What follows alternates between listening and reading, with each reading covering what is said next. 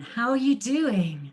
Very well, thank you, on this beautiful fall day. It is I'm gorgeous outside. so Isn't it nice. fantastic? Seriously, very I know. happy.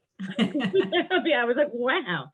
After almost drowning this summer in all that rain, Oh it my is goodness. just Seriously. I so love that you welcome. started talking about the weather straight away, Caitlin. I feel very much at home here. Oh, that's right. That's right. I think what would be really great is if we could just start kicking off with you telling us a little bit about your background and your journey so far.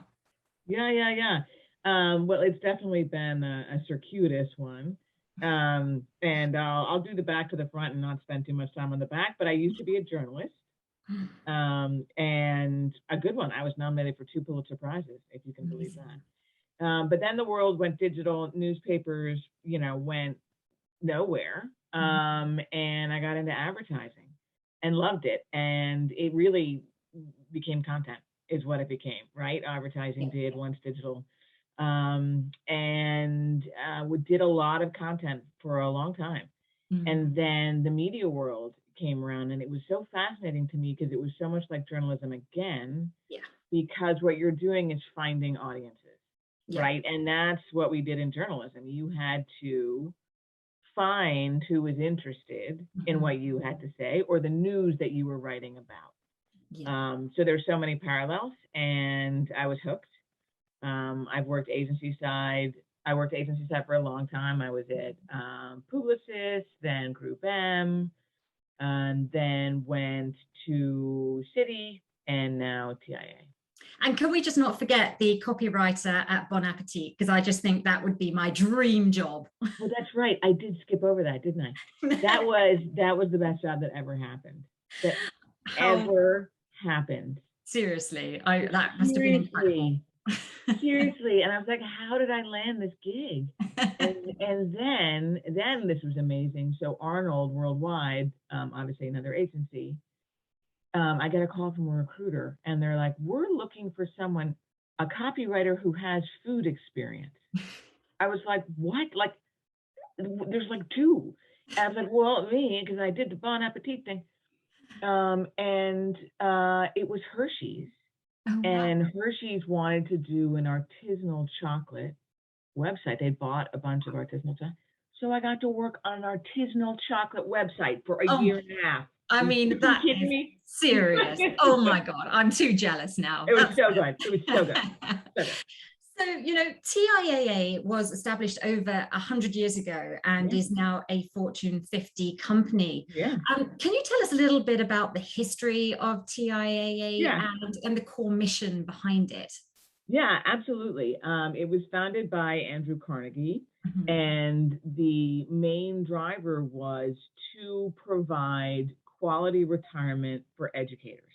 Mhm. He said that educators really had been, were doing such a valuable work for the country, but they weren't being recognized or supported, right? Mhm. And so he founded the company, Mhm. and for many years it was just this extraordinary company that had all the retirement plans for higher ed. We had Yale, we had Harvard, we had this, and we had proprietary access to one plan.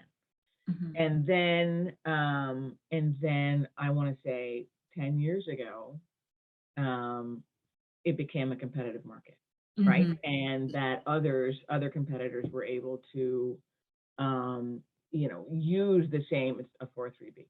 Mhm. So all of a sudden it was like, oh my God, we've got to advertise. Like, it had sort of, we had existed kind of under the radar somewhat intentionally. Mhm. It's like a, cool cats thing or whatever. I'm Andrew Carnegie. I can be cool cat. And then we couldn't anymore. So we had to start advertising. Got And it it. was like, well, we have to come up with a brand strategy. Like we have to do something. Now I was not there at the time. Mhm. But I still think it's sort of a fascinating moment when it's like, look left, look right. We've got to say something to people. Yep. So the first big brand campaign wasn't launched until 2016. Wow. I That's know. incredible. Yeah. Yeah. And yeah.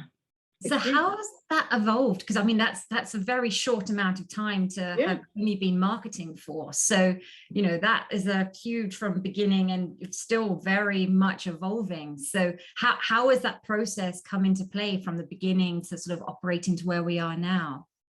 Yeah, I mean, in a lot of ways, it's like any other brand budget, right? Yeah. Even though, or a brand ethos, or not ethos, you know what I'm saying, effort, right? Yeah. Like we everyone's like, that's the biggest expense in marketing, and it's like, how many times do you have to have that conversation?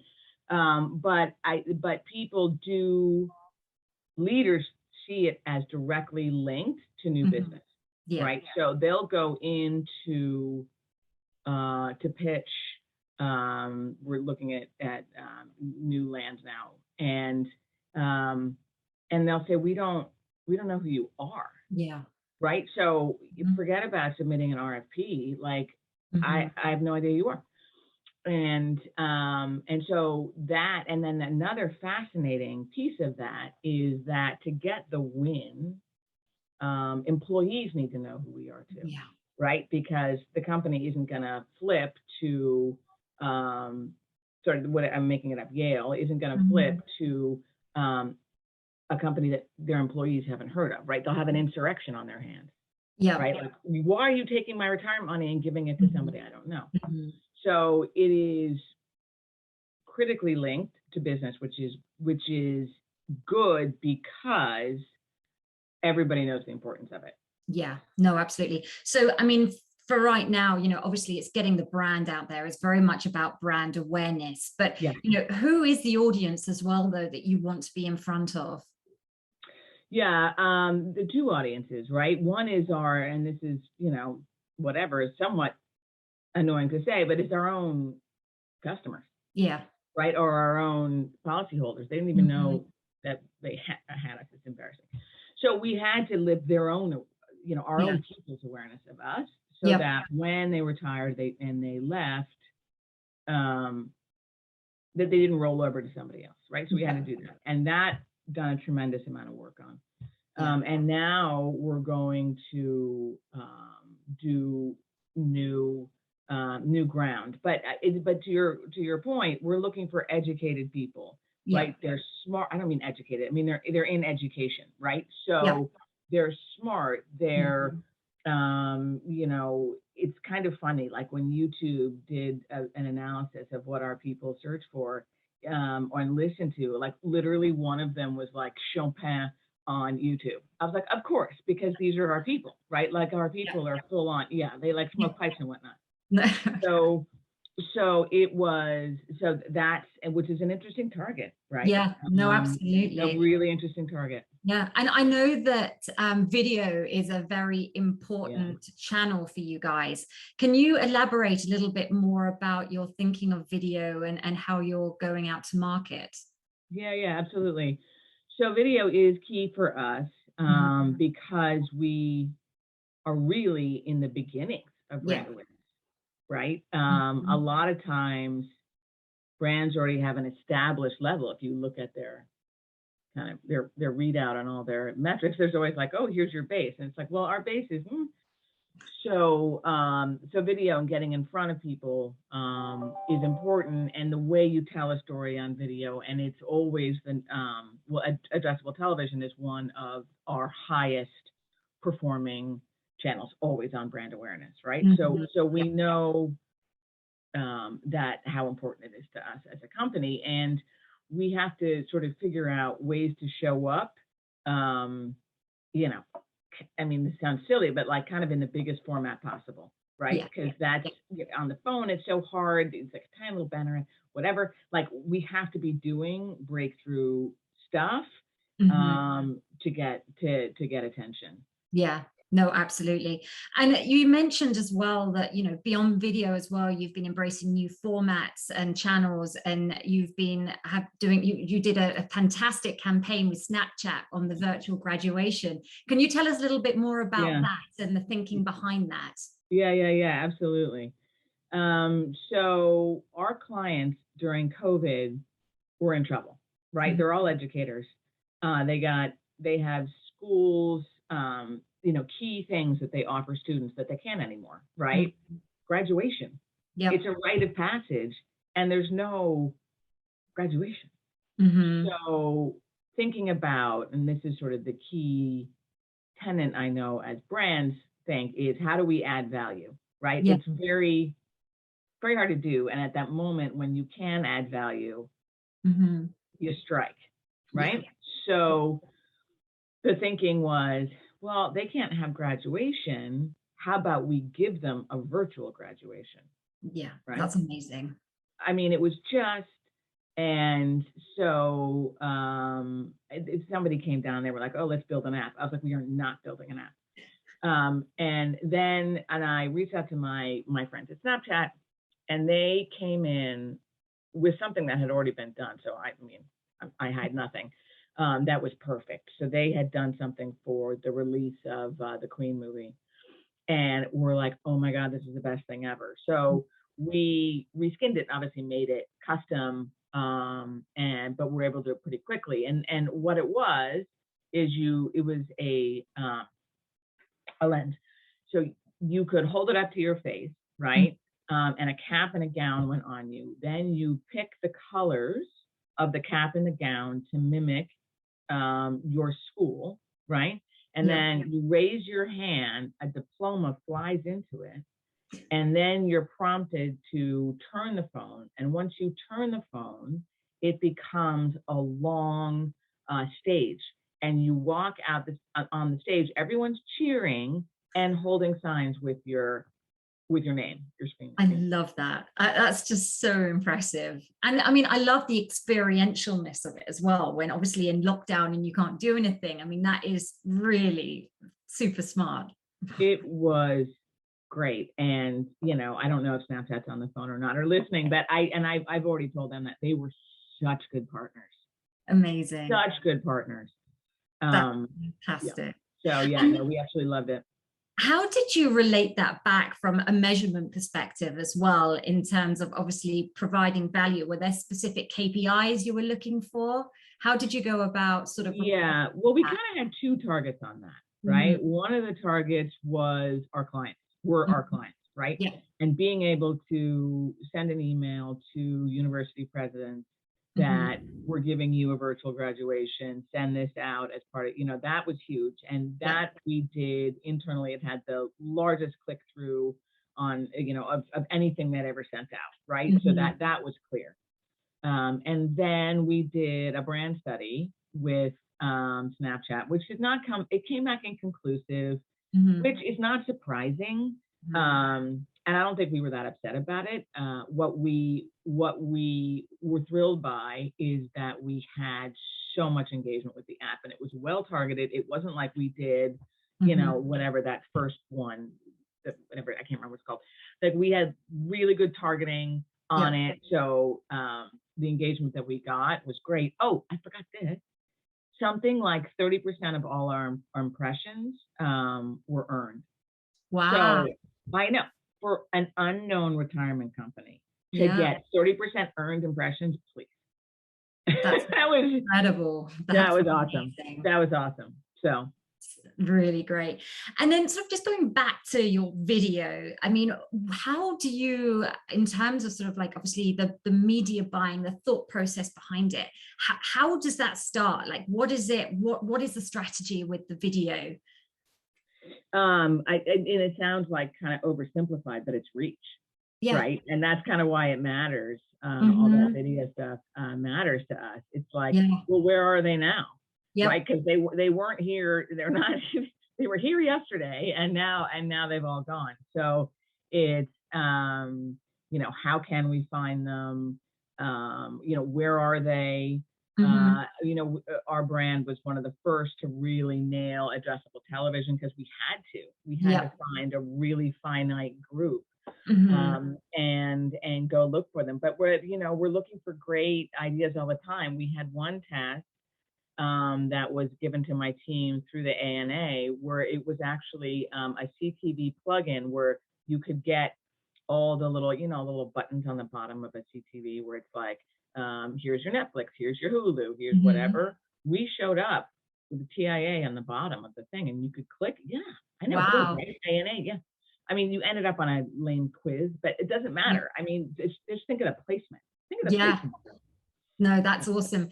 And Yeah. I love, from our conversation last week, just how sort of outside the box there are in terms of opportunities nowadays. And, I think just going back to you and TIAA as the brand, obviously being so unknown and showing up in environments that are slightly different and unique, that really gets curiosity going to find out more as to what, and just to do your homework to find out who exactly you are. Exactly.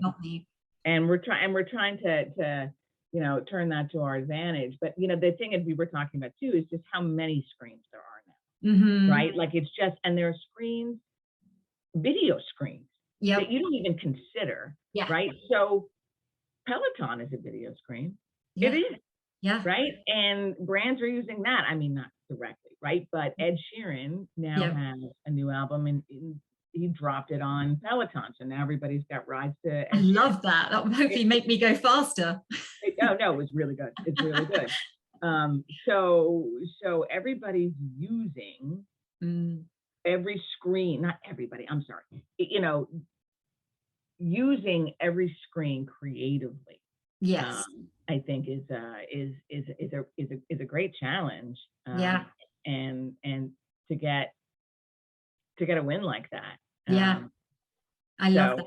Yeah, I mean, they really are everywhere. And it's funny, I was thinking about it when I was like complaining about my kids. I'm like, you're always on your phone and all you do is screens. And then I was like, that's actually what I'm trying to do. I know. It works. I love it. So, going back to the business, so how does your business treat the media function? Like, do they kind of see you as the cost center, or are they treating you as a channel that's actually driving return? They're treating us as a channel that's driving return, but that doesn't necessarily mean that we don't get dragged into cost cutting. Like every day. Oh yeah. Like every day.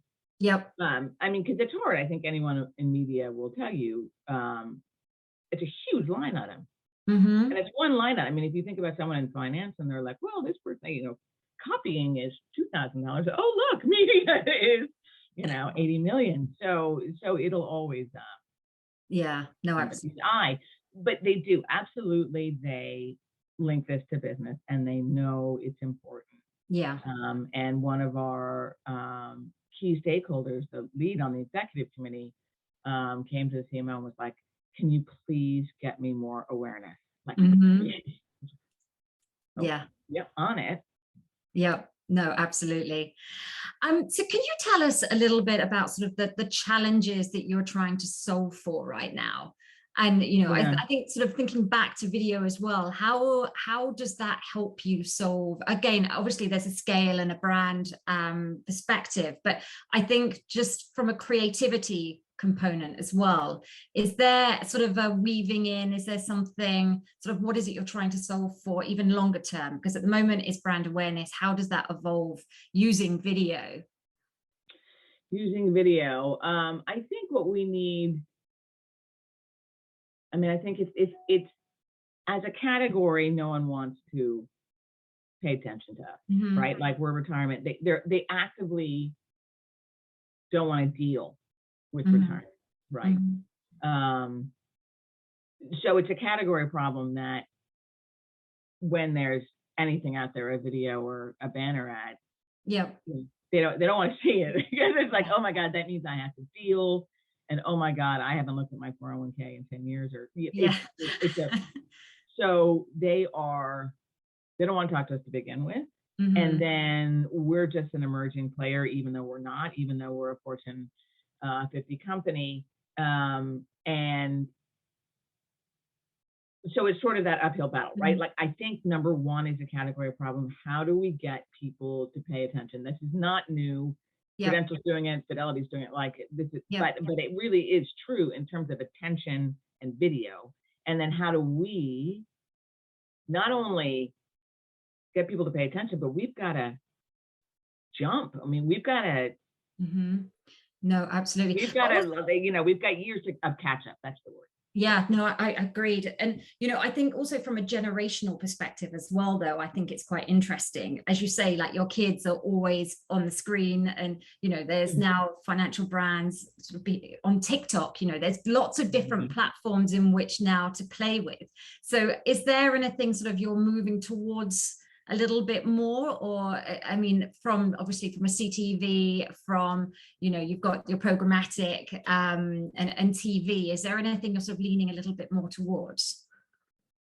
No, we're heavy on CTV. Yeah. We're going to do some linear. We're going to do some broader awareness. Like, I mean, the thing that TV is really good for right now is news and sports. Full stop.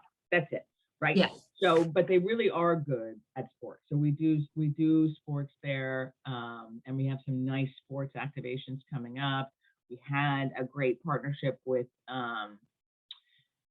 news last year, but it didn't go forward. Now we're going to try to do that again, and that's kind of where we're looking. I mean, some of the problems with ATV and CTV is you're too targeted, right? Like you really do.